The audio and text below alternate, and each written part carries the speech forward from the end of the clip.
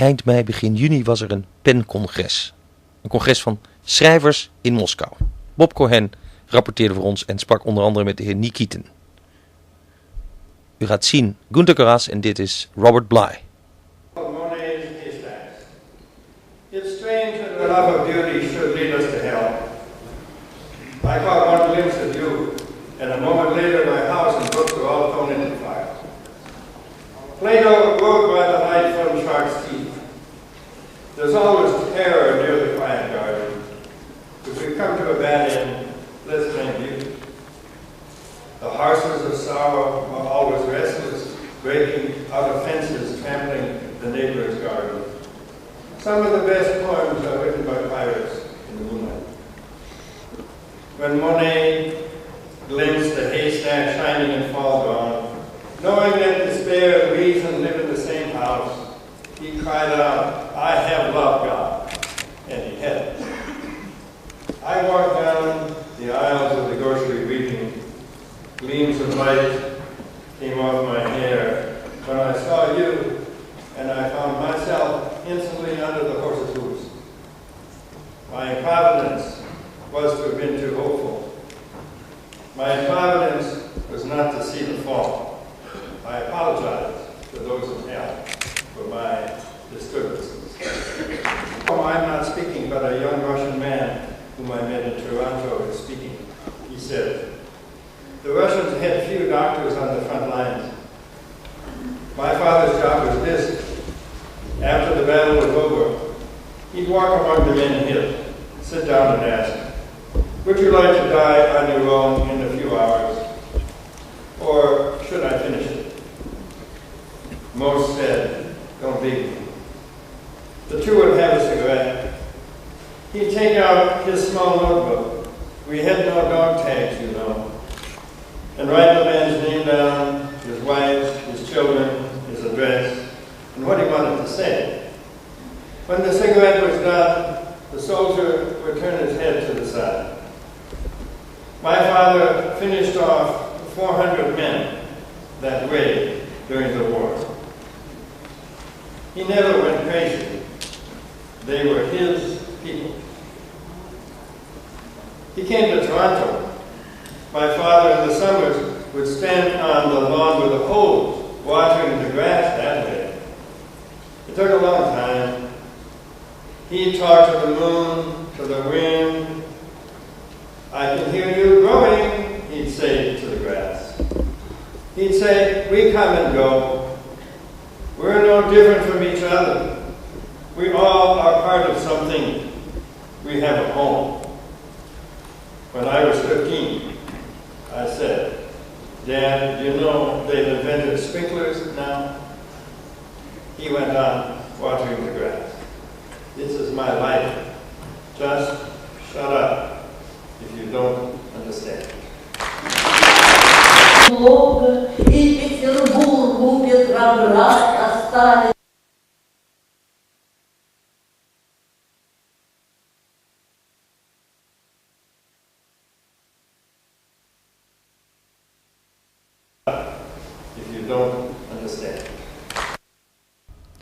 Robert Bly, een zeer bekende Amerikaanse dichter.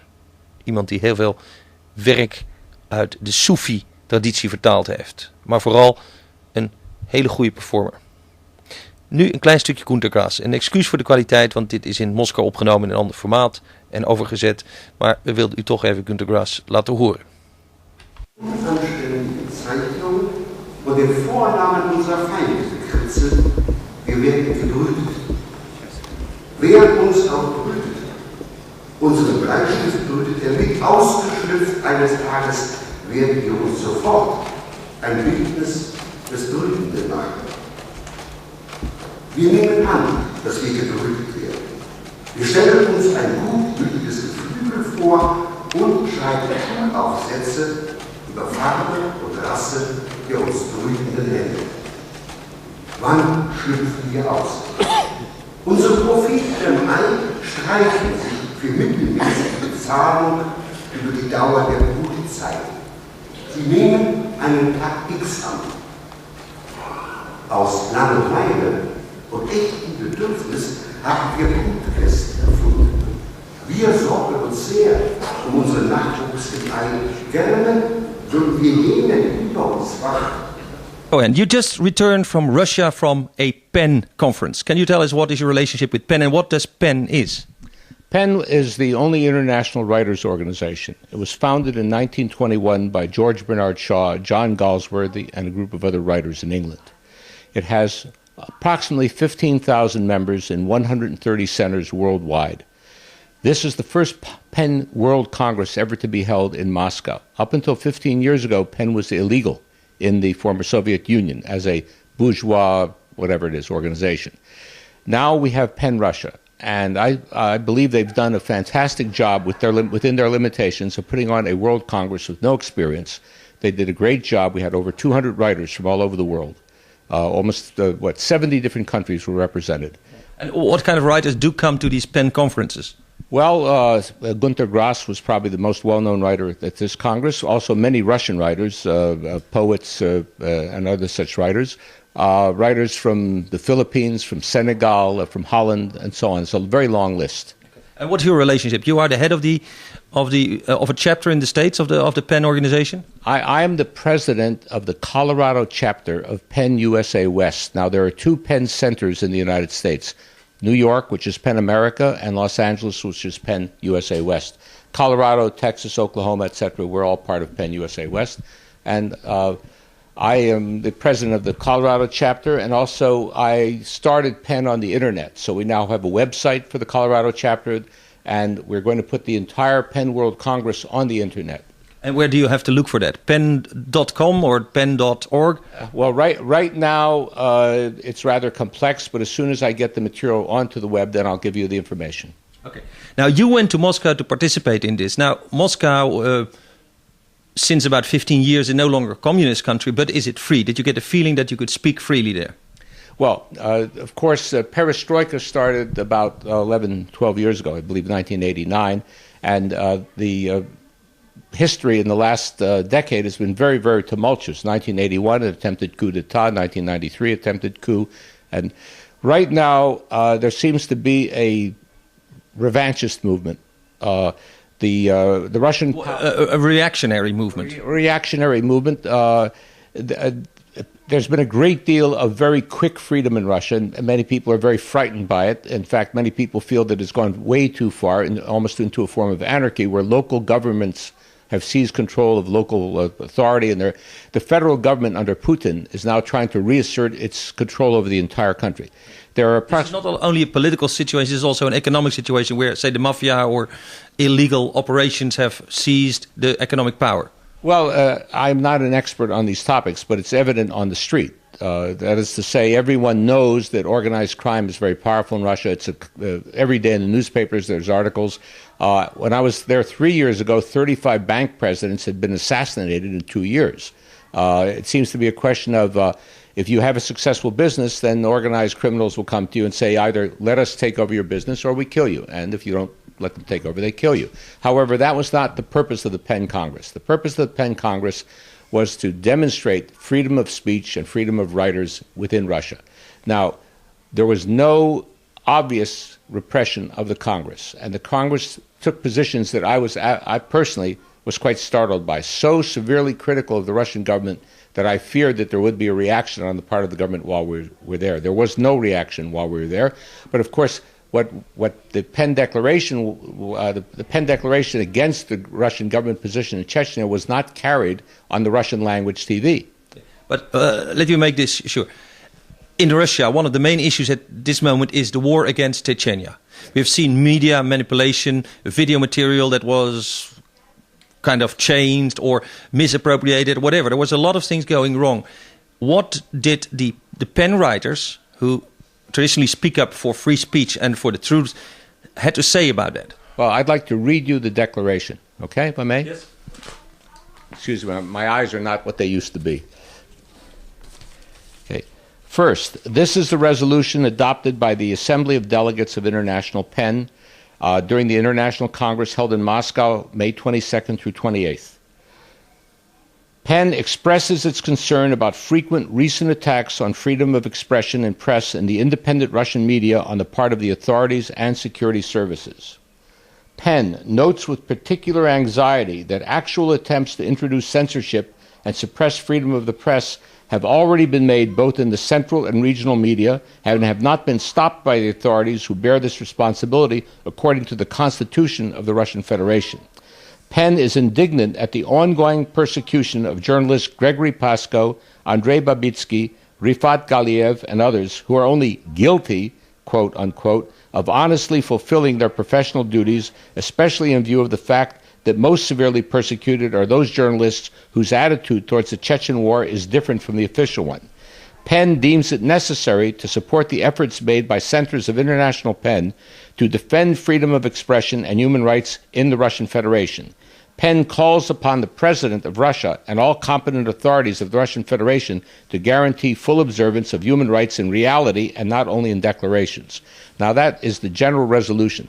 However, this is a declaration that was signed by 55 PEN centers participating in the World Congress. Wait a minute. So there was like an official declaration that comes from PEN International, and now there's a more separate declaration which is more critical. So, this declaration was signed by 55 of the 70 PEN centers participating in the World Congress. Contrary to our tradition, this year's PEN Congress is being held in a country in which a massive, genocidal, military and paramilitary operation is underway.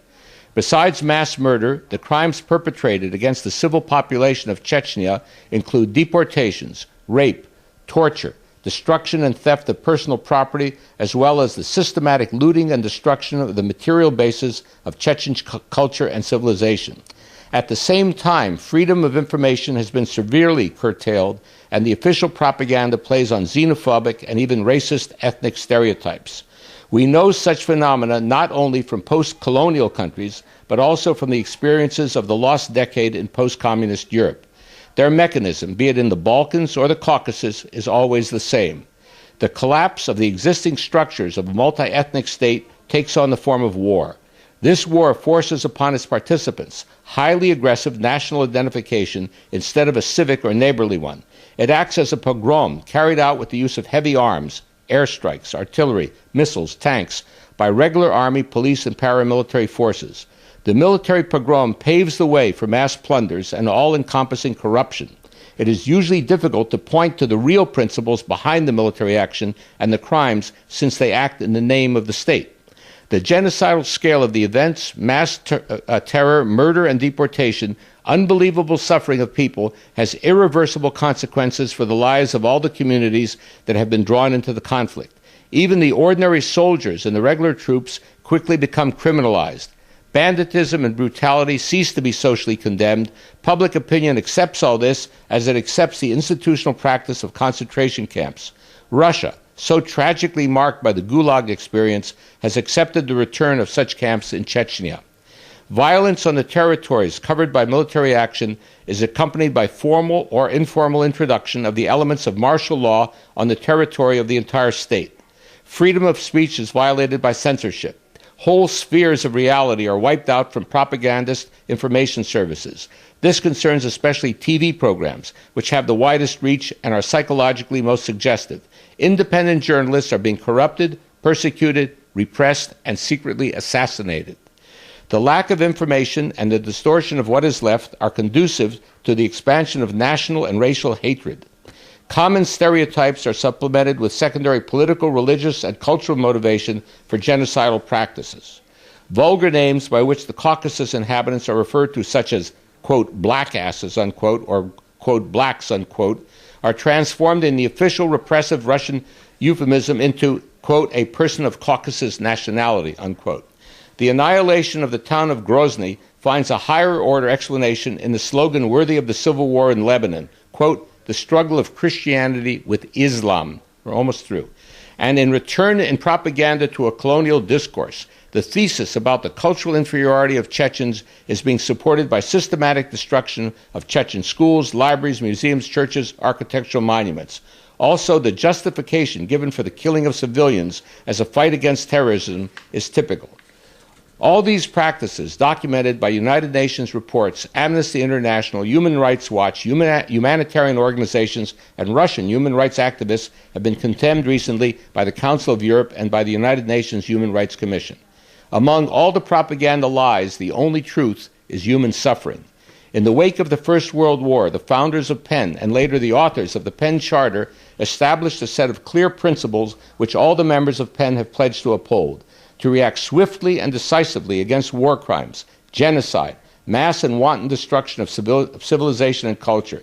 These are our duties as members of PEN and indeed as civilized human beings. The United Nations Resolution on Genocide and the Declaration of Human Rights show that the principles of the PEN Charter are based on universally shared commitments and values. PEN cannot take part in any actions aimed at creating the impression that the situation in Russia is normal. That is acceptable by our standards. In the 19th century, Leo Tolstoy had the courage to speak out in protest against the colonialist genocide perpetrated by the Russian Empire in the Caucasus. Today, we must repeat his words, quoted after the Christian apostles. I cannot be silent. It is our duty not only to protest against the genocide in Chechnya, but to warn against the typical character of this phenomena. Silence or turning away from the truth would strip us of our identity and of our moral right to refer to the PEN chapter. The last enormous atrocity of the 20th century is taking place in Chechnya. In a time of unconditional independence of all people and all world events, we cannot decline the co-responsibility. We condemn and we warn. Very strong statement, Bob. You say 55 nations. Which nation did not sign this one? Well, I would have to review all of the PEN centers who were in attendance. There was basically the Russians did not sign. Oh no, the Russians signed. The Russian PEN Center signed this, and I think there was a great act of bravery on their part. The Romanian PEN Center signed it. The Polish PEN Center signed it. Serbian, Sardinian, Slovak, Slovene, Swiss Roman, Swedish, Swiss German, Swiss Italian, Tatar, Thai, Turkish, USA West, the Writers in Exile of the American branch. I'm looking here for Netherlands, Moldavian, Mexican, Malawian. In short, a very broad support. Now, do you think this helps? Well, let me put it this way. We are writers. We are not politicians. We don't control the destinies of countries or their activities. But what we are throughout the world is we are the voice of conscience of the people there. And I think that the voice of conscience of the Russian writers and the writers throughout the world is saying, stop this war. Stop any war. All war is unjust, and this war is especially unjust, and we would like it to stop. Now, we cannot force anybody to do anything, but at least we can voice an opinion. You may recall the case of Václav Havel, the Czech writer, who was in prison for many years. We made him an honorary member of PEN, and we campaigned through letters and telegrams to the Czech authorities. He's released, and he's now the president of the country. In other campaigns to get people out of prison, such as in Nigeria, we were unsuccessful, and 3 writers who were in prison because they wrote articles opposing government policies were executed. There are hundreds of writers in prison throughout the world, and we try our best to get them out of prison and to try to encourage free speech wherever it's possible. And if this PEN Congress in Moscow, which has taken place, and these statements, which are as critical as one could possibly be of a government, I would have welcomed such statements critical of the war in Vietnam in the United States during that period by PEN. But PEN has become more and more militant, more and more convinced that we must stand up and denounce suppression, repression of human rights wherever it exists. If it can have any effect, if it is one grain of sand, against the sea of repression, it will mean something to us. Well, that's very clear. Bob, another issue, because you've been working very hard in Moscow, you've spoken with many people, we'll see some of your material. One of the interviews you did was with Mr., or I don't know, what is it, Colonel? Or what? Alexander Nikitin. I interviewed Alexander Nikitin. Alexander Nikitin is a former Russian naval officer whose job was nuclear safety. And he wrote a report on the very unsafe practice of sinking decommissioned nuclear submarines in the sea, complete with their reactors. Now, his sole purpose was to encourage the construction of a nuclear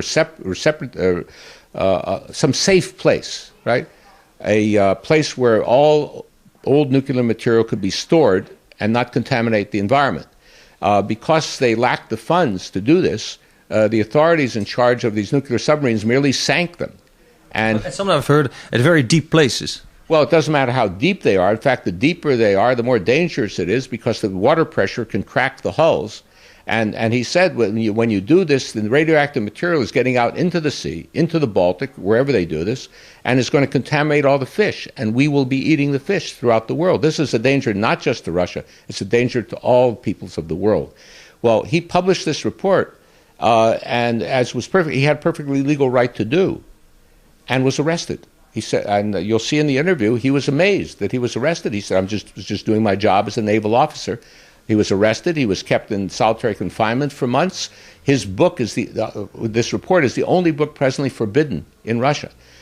He was released just a few weeks ago by the St. Petersburg court that ruled that there were no charges against him. There was no validity to the charges. He and Gregory Pasko, a Russian journalist who's been trying to popularize these environmental problems, they've both been given passports by the Russian government. And I find that to be a very good sign. And they will be touring the United States in July and August, speaking at universities and other places. With this message that there are dangerous time bombs clicking because of the nuclear dumping into the seas. Now, Russia is not the only country guilty of this. My country, the United States, was doing this for years off the Golden Gate, throwing various types of radioactive waste into the sea. However, this is the most recent occasion of it.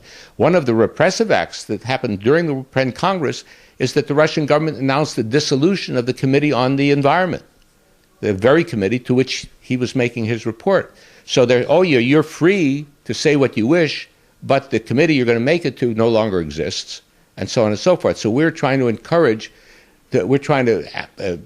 show the Russian government that there's no way to keep these things secrets. This is a danger to the people of the world. You cannot keep it a secret.